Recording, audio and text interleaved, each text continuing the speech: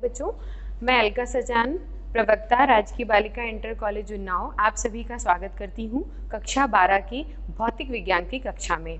आज हम सभी भौतिक विज्ञान विषय के भाग 1 के अध्याय 5 चुंबकत्व एवं द्रव्य के भाग 1 का अध्ययन करेंगे। बच्चों, आपने इससे पूर्व वैद्युत क्षेत्र का अध्ययन कर लिया है, जिसका अध्ययन आपने भाग 1 के अन्य 4 अध्यायों में किया है। अब आप देख रहे हैं यह चित्र एक महान वैज्ञानिक का है जिनका नाम है माइकल फैराडे। माइकल फैराडे ने भौतिक विज्ञान में बहुत ही सराहनीय योगदान दिया और आज जिस हम अध्याय का अध्ययन करने जा रहे हैं उसमें इनका योगदान सर्वोत्तम है। फैराडे ने एक अध्ययन किया जिसमें उन्होंने देखा कि बाह्य चुंबकीय क्षेत्र में यदि हम पदार्थों को रखें, पदार्थ अर्थात हमारे चारों ओर की सभी वस्तुएं जिन्हें हम पदार्थ कह सकते हैं, जैसे मेज, टेबल, कॉपी, पेन, वस्त्र, कुछ भी, ये सारे पदार्थ कहलाते हैं जिनमें हम तत्वों को, यौगिकों को, मिश्रणों को, अयस्कों को, सभी को सम्मिलित करते हैं। फैराडे ने एक अध्ययन किया जिसमें उन्होंने 1846 में देखा कि यदि भिन्न भिन्न पदार्थों को चुंबकीय क्षेत्र में रखा जाए, चुंबकीय क्षेत्र बच्चों आपको मैं स्पष्ट कर दूं कि जिस प्रकार एक स्थिर आवेश वैद्युत क्षेत्र उत्पन्न करता है, उसी प्रकार एक गतिमान आवेश चुंबकीय क्षेत्र उत्पन्न करता है। चुंबकीय क्षेत्र यदि बाह्य है और उसमें कोई दूसरा पदार्थ रखा जाता है तो वो भिन्न भिन्न प्रकार के लक्षणों का प्रदर्शन करता है। इस आधार पर हम देखेंगे कि सन 1846 में फैराडे ने अनेक पदार्थों को, भिन्न भिन्न पदार्थों को उन्होंने लिया और चुंबकीय क्षेत्र में रखा और उनके चुंबकीय व्यवहारों का अध्ययन किया। निष्कर्ष निकाला कि सभी पदार्थों में चुंबकत्व के गुण पाए जाते हैं, अर्थात चुंबकीय क्षेत्र में रखे जाने पर कोई भी पदार्थ हो वह कुछ लक्षण प्रदर्शित करता है, अर्थात वह स्वयं में चुंबकीय क्षेत्र उत्पन्न करता है जिसे हम आंतरिक चुंबकीय क्षेत्र कहते हैं। उसकी दिशा एवं उसकी प्रबलता भिन्न भिन्न हो सकती है। चुंबकीय क्षेत्र जो बाह्य चुंबकीय क्षेत्र में रखने पर किसी भी पदार्थ में उत्पन्न होता है उसे आंतरिक चुंबकीय क्षेत्र कहते हैं। उसकी प्रबलता एवं उसकी दिशा के आधार पर एक वर्गीकरण किया गया। तो आइए बच्चों हम देखते हैं कि यह वर्गीकरण माइकल फैराडे ने किस आधार पर किया और किस प्रकार चुंबकीय क्षेत्र में, बाह्य चुंबकीय क्षेत्र में रखे जाने पर अलग अलग पदार्थों ने अलग अलग अभिलक्षण प्रदर्शित किए। बच्चों, यह एक बाह्य चुंबकीय क्षेत्र है जिसे मैंने चित्र द्वारा प्रदर्शित किया है।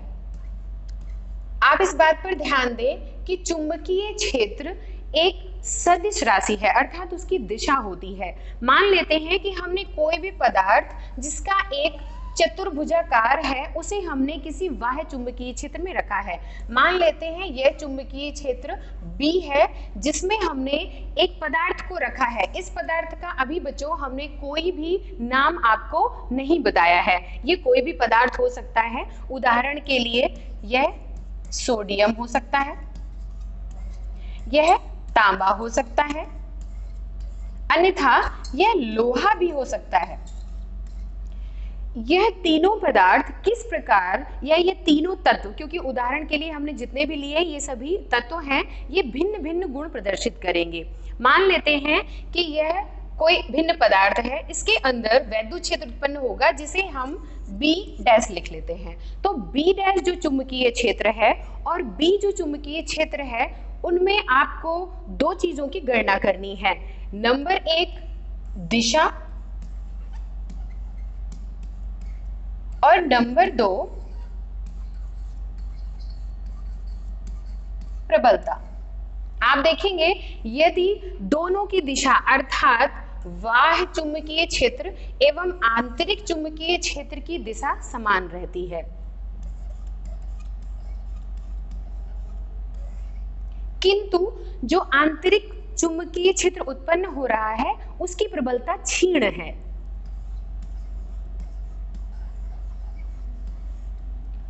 पुनः यदि जो चुंबकीय क्षेत्र उत्पन्न हो रहा है वह बाह्य चुंबकीय क्षेत्र की दिशा में ही उत्पन्न हो रहा है, अर्थात समान दिशा में उत्पन्न हो रहा है, किंतु कैसा है, प्रबल है। ये दोनों भिन्न वर्ग हैं, अर्थात कुछ पदार्थ प्रथम वर्ग में रखे जाएंगे और कुछ द्वितीय वर्ग में रखे जाएंगे। तीसरा वर्ग और होगा जिसमें आंतरिक वैद्युत क्षेत्र जो पदार्थ में आंतरिक चुंबकीय क्षेत्र जो पदार्थ में उत्पन्न हुआ है और बाह्य चुंबकीय क्षेत्र की दिशा परस्पर कैसी होगी, विपरीत होगी।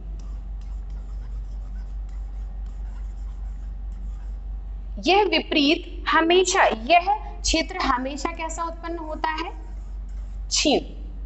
हमने देखा कि फैराडे ने जो अध्ययन किया उसके आधार पर तीन प्रकार के सभी पदार्थों को तीन वर्गीकरणों में से किसी एक वर्गीकरण में हमेशा रखा जा सकता है और प्रत्येक पदार्थ किसी न किसी वर्ग में अवश्य आता है। इस आधार पर माइकल फैराडे ने तीन सूचियां बनाई, उन्होंने तीन वर्ग बनाए जिसमें भिन्न भिन्न पदार्थों को रखा। पदार्थों में बच्चों तत्व भी हो सकते हैं, यौगिक भी हो सकते हैं, अयस्क भी हो सकते हैं, मिश्रण भी हो सकते हैं। तो आइए देखते हैं उन्होंने पदार्थ को किन सूचियों में विभक्त किया।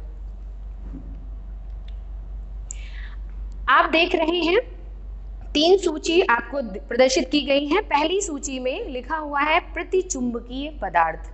बच्चों ये वे पदार्थ हैं जिनमें चुंबकत्व उत्पन्न तो होता है किंतु वह बाह्य चुंबकीय क्षेत्र के विपरीत दिशा में एवं बहुत ही क्षीण उत्पन्न होता है। देखते हैं इसमें कौन कौन से उदाहरण हैं, कौन कौन से पदार्थ हैं। तो देखिए कुछ तत्व हैं जैसे बिस्मथ, जिंक या जस्ता, तांबा या कॉपर, चांदी, सोना, हीरा और पारा। बल्कि इसमें कुछ यौगिक भी हैं जैसे कि नमक है, जल है, नाइट्रोजन गैस है, हाइड्रोजन गैस है। तो आप देख रहे हैं कि प्रतिचुंबकीय जो पदार्थ का गुण है वह तत्वों द्वारा भी प्रदर्शित किया जाता है, यौगिकों द्वारा भी प्रदर्शित किया जाता है, मिश्रणों द्वारा भी प्रदर्शित किया जाता है। अब आ जाते हैं दूसरी सूची में।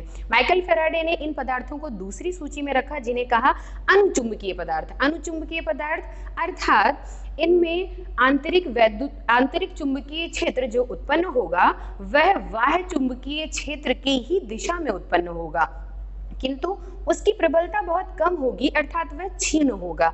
इसमें देखते हैं क्या उदाहरण है, aluminium, sodium, platinum, manganese, copper chloride एवं तरल ऑक्सीजन या ऑक्सीजन। इसी प्रकार एक तीसरा वर्ग है जिसमें चुंबकीय गुणों के आधार पर हम पदार्थों को रख सकते हैं और यह वर्ग है लौह चुंबकीय पदार्थों का। आयरन या लोहा, निकल, कोबाल्ट और मैग्नेटाइट। बच्चों यहाँ पर यह तथ्य आपको बताने योग्य है कि सबसे पहले माइकल फैराडे ने जो अध्ययन किया था वह मैग्नेटाइट अयस्क पर ही किया था। उन्होंने मैग्नेटाइट अयस्क को जब बाह्य चुंबकीय क्षेत्र में रखा तो उन्होंने पाया कि इसमें चुंबकत्व का गुण उत्पन्न होता है और बाह्य चुंबकीय क्षेत्र की ही दिशा में होता है एवं अत्यंत प्रबल होता है।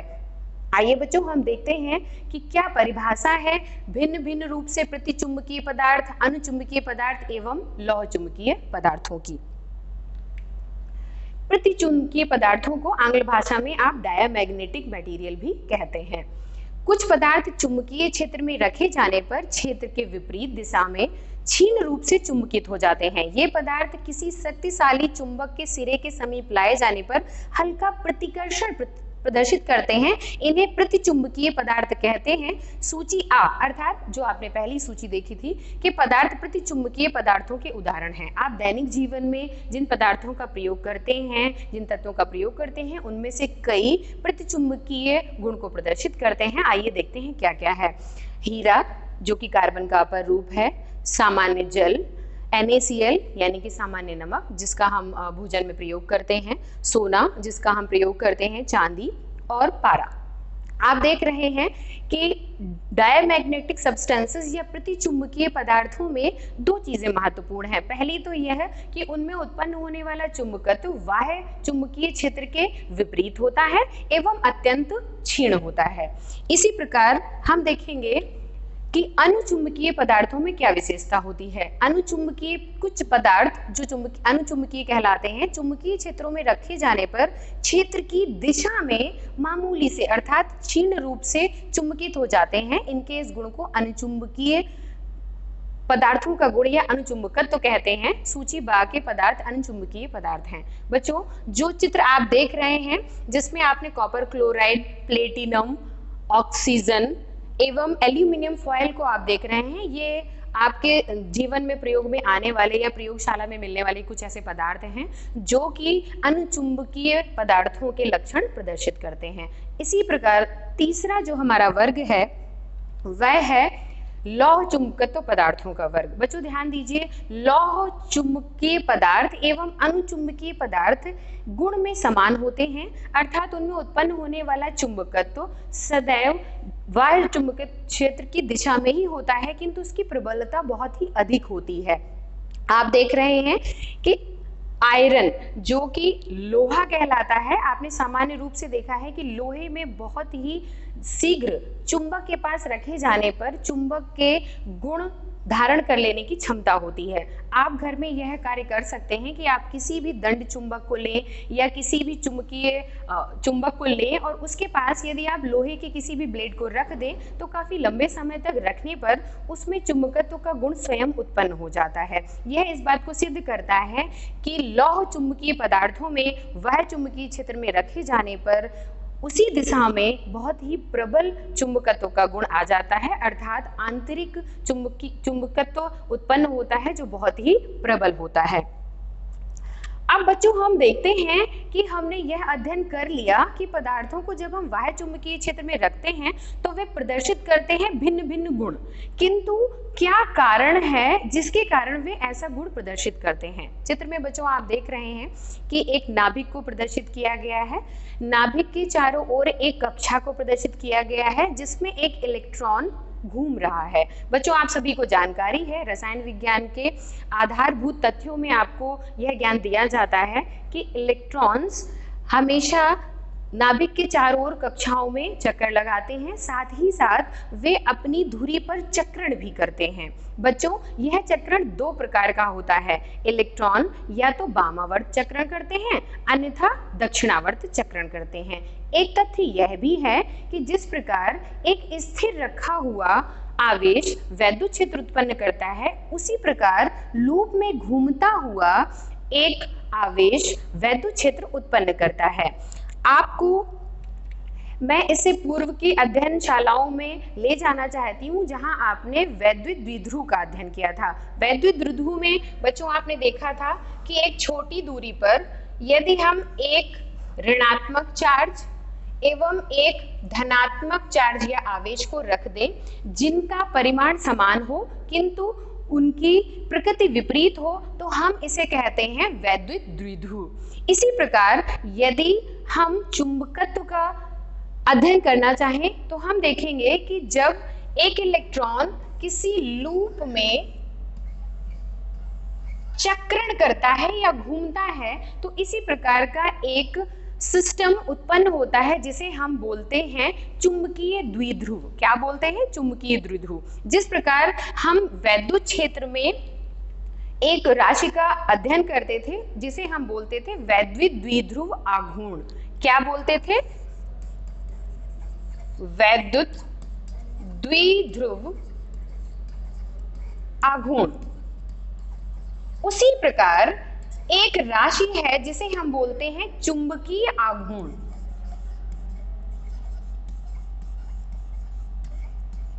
चुंबकीय आघूर्ण प्रदर्शित करता है कि यह जो छोटा सा चुंबकीय द्विध्रुव बना हुआ है उसकी प्रबलता कितनी है। तो आप देखते हैं कि प्रत्येक पदार्थ परमाणुओं से मिलकर बना होता है। सारे परमाणु मिलकर ही अणु बनाते हैं, अणु मिलकर ही यौगिक बनाते हैं, यौगिकों के मिश्रण से ही आपको मिश्रण मिलते हैं, मिश्रण या अयस्क मिलते हैं। अर्थात सभी के मूल में क्या है? परमाणु है। और ये जो परमाणु है इसमें क्या पाया जाता है? इलेक्ट्रॉन पाया जाता है। और ये इलेक्ट्रॉन क्या करता है? चक्रण करता है अपनी ही धुरी पर। बच्चों ध्यान दें, यह चक्रण दो प्रकार का होता है। दो प्रकार का चक्रण होता है, एक है वामावर्त चक्रण और दूसरा है दक्षिणावर्त चक्रण।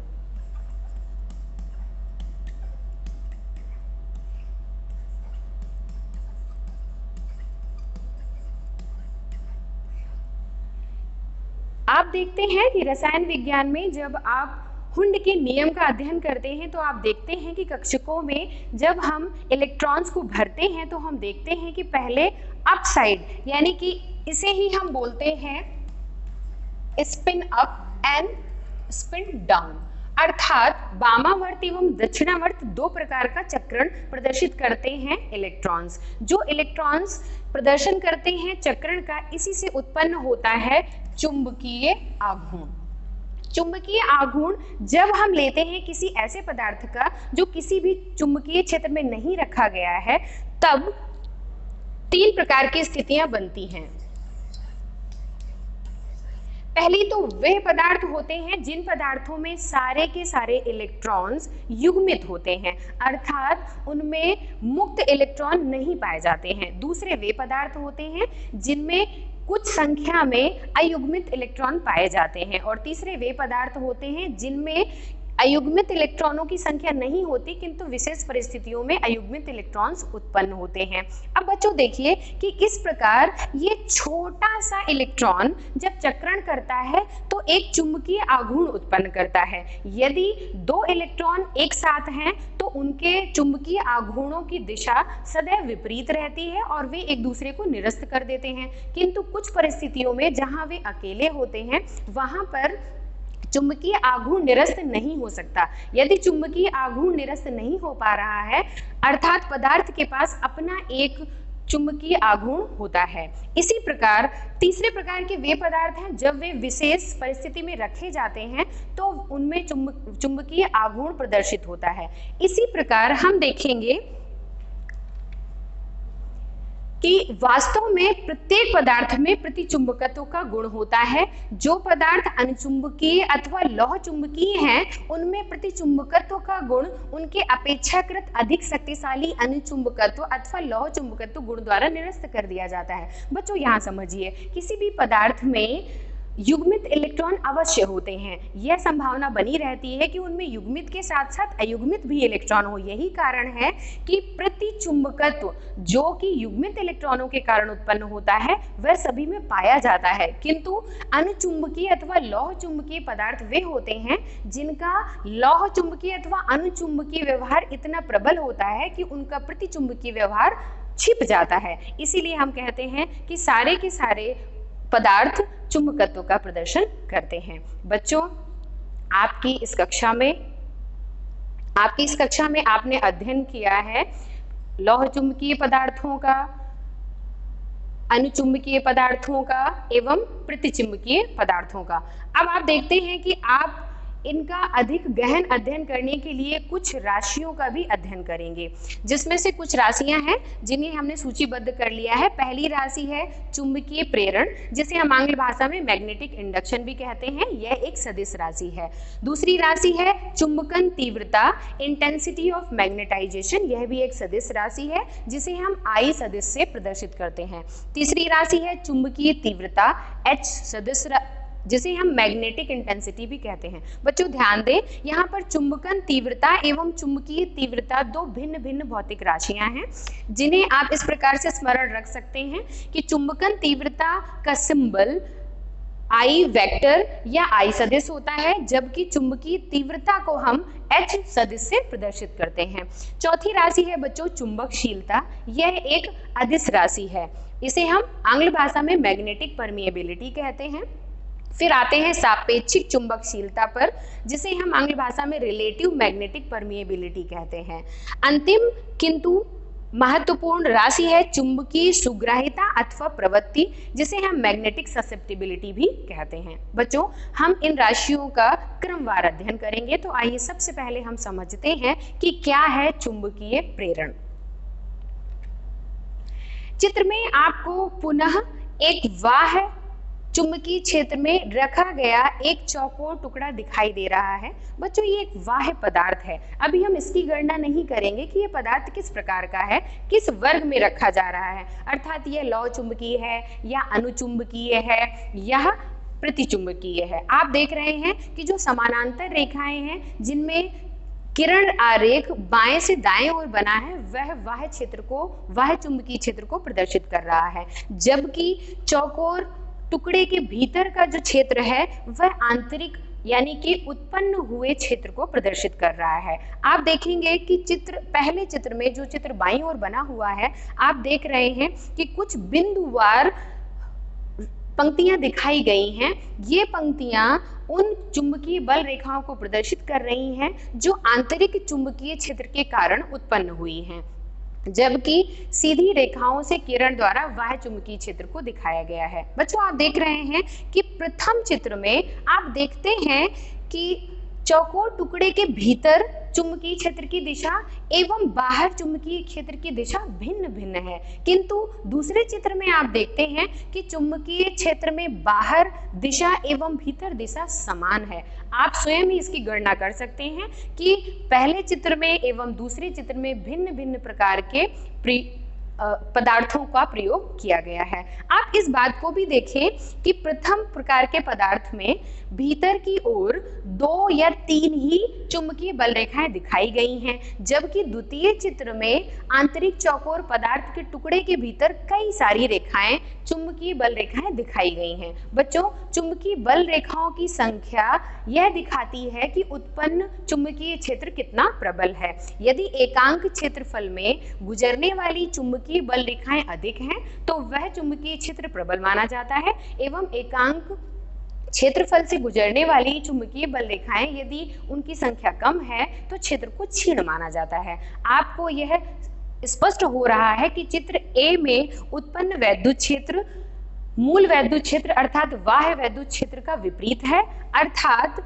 यह प्रतिचुंबकीय पदार्थ है, जबकि दूसरे चित्र में उत्पन्न होने वाला आंतरिक चुंबकीय क्षेत्र प्रबल है, क्योंकि संख्या जो है आपकी चुंबकीय बल रेखाओं की वह अधिक है अर्थात प्रबल है, एवं दिशा समान है। इसका यह अर्थ हुआ कि वह लौह चुंबकीय पदार्थ है, अर्थात हम कह सकते हैं कि जो दूसरा टुकड़ा रखा हुआ है जिसमें प्रबल वैद्युत क्षेत्र उत्पन्न हो रहा है वह लौह चुंबकीय पदार्थ है, जबकि पहले चित्र में प्रदर्शित किया गया जो पदार्थ है वह पदार्थ प्रतिचुंबकीय पदार्थ है। बच्चों, आप किसी भी उदाहरण को ले सकते हैं, सूची 1 में दिया गया कोई भी उदाहरण जिसमें आपने पढ़ा था, बहुत सारे उदाहरण जैसे जल है या कार्बन है, उसका कोई भी टुकड़ा आप यहाँ रखेंगे तो यही प्रदर्शित करेगा, जबकि दूसरे चित्र में प्रदर्शित होने वाला पदार्थ लौह चुंबकीय पदार्थ है, अर्थात उसमें बाह्य चुंबकीय क्षेत्र की दिशा में ही अत्यंत प्रबल आंतरिक चुंबकीय क्षेत्र उत्पन्न होता है, अर्थात यह लौह चुंबकीय पदार्थ है।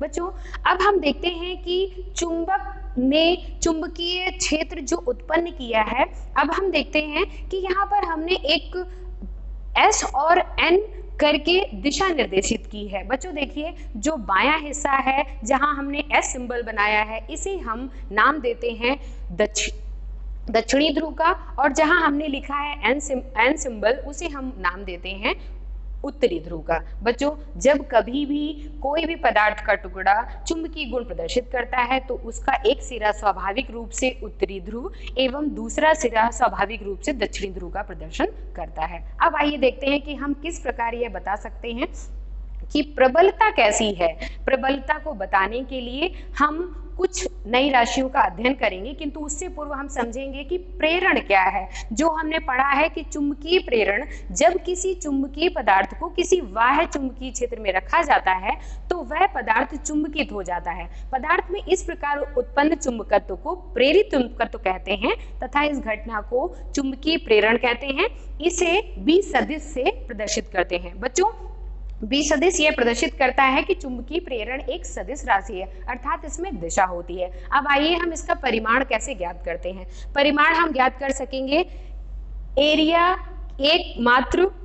एक एकांक क्षेत्रफल से होकर गुजरने वाली चुंबकीय बल रेखाओं की यदि हम गणना कर सकें तो जो पारिभाषिक रूप से हम कह सकते हैं किसी चुंबकित पदार्थ के भीतर चुंबकीय प्रेरण रेखाओं की उस संख्या को जो रेखाओं के लंबवत एकांक क्षेत्रफल से गुजरती है उसे हम कहते हैं चुंबकीय प्रेरण या मैग्नेटिक इंडक्शन। बच्चों, हम इसके आगे भी अन्य चुंबकीय भौतिक राशियों का अध्ययन करेंगे, किंतु यहाँ हमने सीखा, आज की कक्षा में हमने अध्ययन किया कि पदार्थ में कितने प्रकार के पदार्थ होते हैं, अर्थात पदार्थों का वर्गीकरण हम कितने संख्या में कर सकते हैं, जबकि हम वह चुंबकीय क्षेत्र में उन्हें रखें। हमने अध्ययन किया अनुचुंबकीय पदार्थों का, प्रतिचुंबकीय पदार्थों का एवं लौह चुंबकीय पदार्थों का। हमने जाना कि छोटा सा इलेक्ट्रॉन जो युग्मित होता है अन्यथा अयुग्मित होता है, किस प्रकार चुंबकीय आघूर्ण उत्पन्न करता है और एक छोटा सा दंड चुंबक बनाता है, जिससे उत्पन्न होने वाला चुंबकीय क्षेत्र एवं उसकी दिशा ही यह निर्धारित करती है कि पदार्थ अनुचुंबकीय होगा, प्रतिचुंबकीय होगा, अन्यथा लौह चुंबकीय होगा। बच्चों, इस आधार पर आपके लिए यह भी सूच्य है कि केवल चुंबकीय प्रेरण के आधार पर ही हम चुंबकत्व के गुण का पूर्ण अध्ययन नहीं कर सकते हैं। इसके लिए हमें जाना होगा चुंबकन तीव्रता, चुंबकीय तीव्रता, चुंबकशीलता, सापेक्षिक चुंबकशीलता एवं चुंबकीय सुग्राह्यता अथवा चुंबकीय प्रवृत्ति पर। बच्चों, सभी पदार्थ, आपको मूल रूप में यह स्मरण रखना चाहिए कि सभी पदार्थ वे तत्व हों, वे यौगिक हों, वे किसी भी वर्ग में रखे जाते हों रासायनिक रूप से, वे अवश्य प्रदर्शित करते हैं चुंबकीय गुण यदि वे बाह्य चुंबकीय क्षेत्र में रखे जाते हैं। अर्थात सभी के सभी जो पदार्थ हैं वे चुंबकत्व के गुण का प्रदर्शन करते हैं। वे या तो प्रतिचुंबकीय होते हैं या अनुचुंबकीय या लौह चुंबकीय। प्यारे बच्चों, तो आज आपने अध्ययन किया है कि किस प्रकार सभी पदार्थों को जो भी हमारे आसपास के वातावरण में मिलते हैं हम उन्हें वर्गीकृत कर सकते हैं प्रतिचुंबकीय, अनुचुंबकीय एवं लौह चुंबकीय पदार्थों के रूप में। तो आपके लिए एक छोटा सा गृह कार्य है जो बड़ा ही रुचिकर है। आप घर में मिलने वाली अपनी छोटी छोटी वस्तुओं के साथ यह कर सकते हैं। आप किसी भी एक छोटे दंड चुंबक को लें जो आपको किसी भी स्पीकर में मिल सकता है, उसके पास आप ले जाएं भिन्न भिन्न वस्तुएं जैसे लकड़ी का टुकड़ा, जैसे लोहे का ब्लेड, जैसे कागज, और फिर उसे काफी समय के लिए उसके साथ रहने दें, अर्थात उसके साथ संलग्न रहने दें। फिर आप इस बात का अध्ययन करें कि क्या ब्लेड में जिस प्रकार दूसरी वस्तुओं को आकर्षित करने का गुण उत्पन्न हुआ है, क्या वही गुण कागज के टुकड़े में उत्पन्न हुआ है, अन्यथा नहीं। क्या वही गुण लकड़ी के गत्ते में उत्पन्न हुआ है या नहीं। और हमें यह बात भी ध्यान रखनी है कि यह महत्वपूर्ण है कि कितने समय के लिए रखा गया है चुंबक के संपर्क में, अर्थात वह चुंबकीय क्षेत्र में। तो यह छोटा सा गृह कार्य है प्यारे बच्चों आप सभी के लिए। आप करेंगे इसे कि आप किसी भी प्रबल चुंबक को लें, अर्थात प्रबल चुंबक लेने पर जो प्रभाव होगा वह पर्याप्त होगा। यहीं पर समाप्त होता है आपका यह अध्ययनशाला का संस्मरण। नमस्कार।